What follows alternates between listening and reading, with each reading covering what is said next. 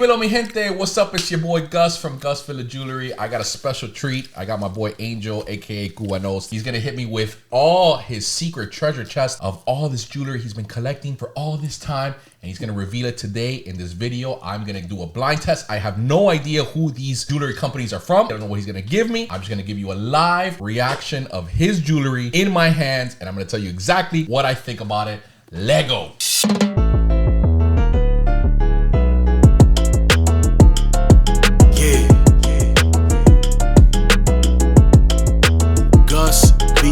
Jewelry. We debated on whether he should keep eating this pizza. Apparently he doesn't care about my audience or about him hearing your disgusting little mouth chewing on this pizza. You smell. Hit me with the first piece. Ooh, can I get my loop? Free? Loop me. All right, so obviously this isn't a real Cartier. Okay, so the diamond setting, nice. Casting, very nice. It's a nice replica. This is obviously Cartier inspired love bracelet. This does look rhodium finish. It doesn't look like plain white silver. Okay. It does look machine casted. So in other words, this isn't handset prongs. How do the diamonds look? I mean, it could be the lighting, but it does look a little cloudy. It could be CZs or moissanite. It feels light though, so it could be silver. And it could have some sort of rhodium finish on there. But the locking mechanism. But overall, not bad. You know what I mean? Well, let's take a look. For the price point, it wouldn't be really bad. You're not even opening it correctly. Whatever, bro. Open it, whatever. I don't know. Really, you see how rusted? He's like, whatever. It's literally. Okay, cool. Like cool. you just. You opened up a fake love bracelet by Cartier. You're so awesome, bro. It's not bad. It just looks kind of like the run-of-the-mill stuff that I see. I don't think that these are handset stones. I don't think so. But you say you like the setting. You said the setting was decent. Yeah. But I'm saying, but that's machine set. Yeah. So you could do that. Okay. Yeah. Who's it from? Ice Giant. But yeah, this is an affordable piece. It is silver and moissanite. What would you scale it? Scale 1 to 10. Oh, it depends on the price point. What's the price point on that? Yeah, price point. Price point? That. A moissanite and silver, that's probably like what, 120? It's in that space. Okay, cool. Yeah, that's bad. That's not bad. For 120, it's not bad. All right, next one. Let's try this out. 999 stamp. So someone had the 999 stamp it. Links look nice. Solder right here. I like to throw a curveball in there. This is a handmade lock. So who does a handmade lock in silver? It's a handmade lock? It looks like it, yeah. And it clicks pretty nice too. And it follows a link. So it looks like a handmade lock. 1000%. Yeah, this is really nice. Yeah, this is just a nice bracelet. I don't know who made it. It looks really nice. Pantera. It's really nice. Yeah. I'd pay eBay. Really? How much? I forgot. I gotta look it up. It wasn't too expensive. That's a handmade lock. Is it? Yeah, you can tell by the solder. You can tell on the inside. Show me. It's a link. It's a link. Just look at the links on the inside. Here you would see the casting on the inside. No one is gonna take the extra time and do all the inside work right there. Honestly, I've adjusted this. It didn't come with tension. Oh, okay. No, but you couldn't have adjusted the inside. No. I'm talking about this. The tension's there because I put the tension. No, but it's not about that. Look on the inside. That's one solid piece. Well, you have to look on the inside. The point is, whenever it's a handmade lockbox, you could tell because we make flat part and then we put the indentations and then we curve it around, and that's what you can see inside. I've made a lockbox before. I'm well aware. Okay, you have not made a lockbox. You have attempted to make a lockbox, but you have not made a lockbox. I've made a lockbox. That's excellent, though. That's excellent. How much was that? I don't know. I have to look it up, but it wasn't too crazy. What would you say? $300? $200? I think it was a lot less. Really? Okay, no. Ooh, that was risque right there where I grabbed Yo, it, bro. my man, that was not the lock, fam. Gay. 250. 250. Not bad. Excellent. All right. It needs a polish though. So there you go. 250. Next one. 250. Let's go on. Ooh, this got some weight to it. Could be potential white gold. That's racist. Ooh, this is Baguette setting. Ooh, high polish. This is silver though. This isn't white gold. Oh, this isn't white gold. Ooh, it has setting. Oh, and it's all closed links. Okay, so this is soldered at least, at the very least. It has a little bit of a spacing more so than I would personally like it. Let me just see that setting. He's talking about it all. The setting is really nice on this. That's beautiful. And the enamel work on here is, this is really clean work. This is clean. This is probably a jeweler here in the US. I'm assuming. This is silver though. This is silver dipped. Probably, I don't know.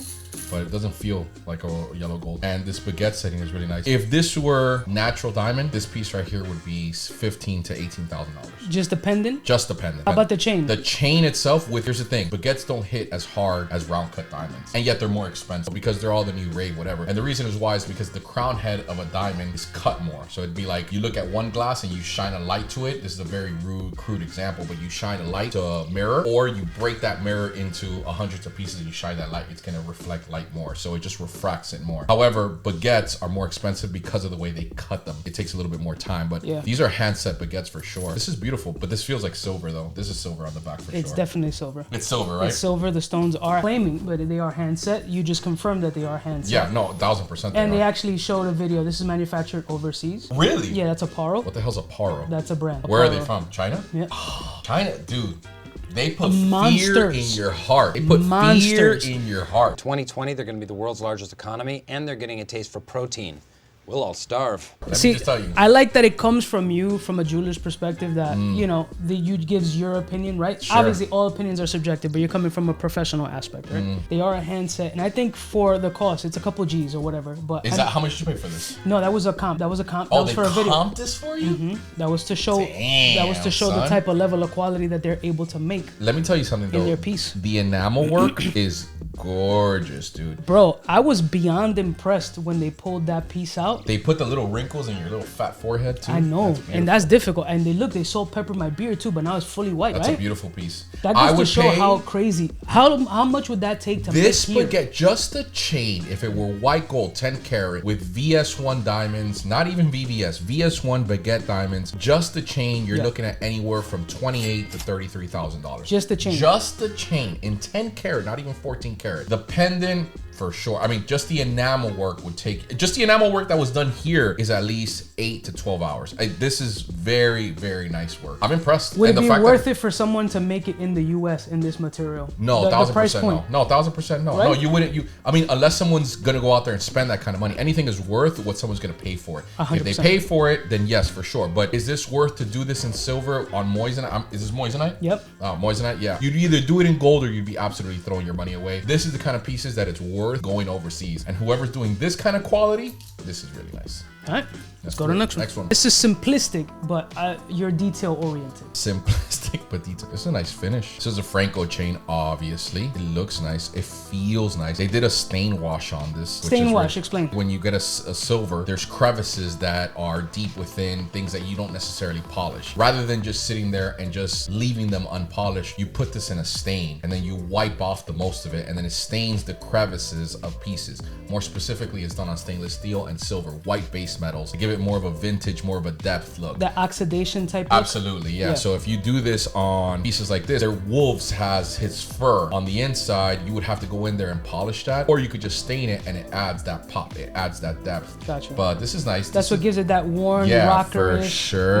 maybe gothic kind of element. For sure. This is a handset stone right here. What kind of stone is it, you think? That's an onyx stone. I don't know exactly if it's a real one or not. Probably not for the price point because this feels a little cheap, but I would pay money for this. This is nice. This is How nice. about the lock? Look at the detail on the Oh, lock. let me see the lock. And the end caps. Oh, that's really nice, man. that cool? That looks dope. That's a very unique spin on a lobster-esque class. It has some really cool viper snake kind of scales to it. It looks really, really dope. This is probably the nicest piece. Outside of that one, from an artistic standpoint, this piece I like more because that's just kind of the shit that I see every single day. I believe they're black diamonds. Are they black diamonds? Not real black diamonds. They're probably lab. yeah, no, not even lab. They're just they're treated diamonds. More than likely, this cost you. This is silver, $300. Yeah, around that point. Yeah. Who's Proclamation that jewelry. from? Proclamation jewelry. They do this kind of gothic sharp. It feels kind of Game of Thrones-ish. Oh yeah, See, with the sharp. That's exactly the what sharp- that feels like. It feels like Game of Thrones. They do a lot of Excellent gothic for that, pieces. for that price Very point. nice, right? Excellent for that price point, honestly.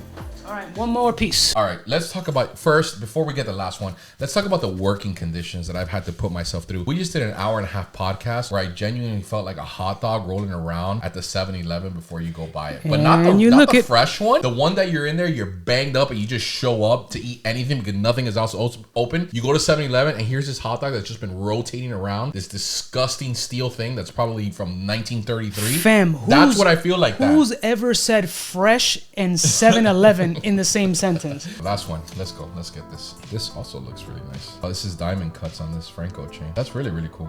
I like that. A lot of people think that these things are handmade. It's a beautiful process the way they cut. Have you ever seen the machine that cuts does diamond cutting? The Italians, of course, created it. It's basically like water that drips, and it's like a big spindle. And then they grab it. So let's say, for instance, you have a rope chain. It's the most common thing. They stretch a rope chain that like they have a huge thing that makes a machine of rope chain, and the rope chain comes like this. And then the water falls, the thing spins, and then it cuts that side. It just rubs it against, and it cuts that side. Oh, I think I've seen something. And then it pulls back up, and then it twists it slightly, and then it rolls it again, and then it cuts that other side. And they do that over and over until it cuts all the sides. Oh, that's dope. Yeah, they do that to catch light. It's interesting to see how some of these machines Oh, do. it's a beautiful Cool thing. It's an absolutely beautiful thing. This is for sure 925 silver, 909 silver. This is Italian made. This enamel work is nicer than that other one. Oh yeah, this is beautiful. And that purple is really nice. Did you request this piece like that? It's glow in the dark. Oh, is it? Oh man, that's really beautiful. Fancy. Also, the stones are really nice as well. I don't know if it's you banged it up or there's a couple of dings in here, which probably you didn't receive it this way. Outside of that, I'm a little aggressive on yes. this. Outside of that, I wear them. This is a gorgeous piece. How much does this piece cost you? So the piece Oh, was a another different piece. brand. Yep. Gorgeous. To show off I the give this- stonework, yeah. enamel, glow in the dark. So it's cool to see what these brands can do overseas as far as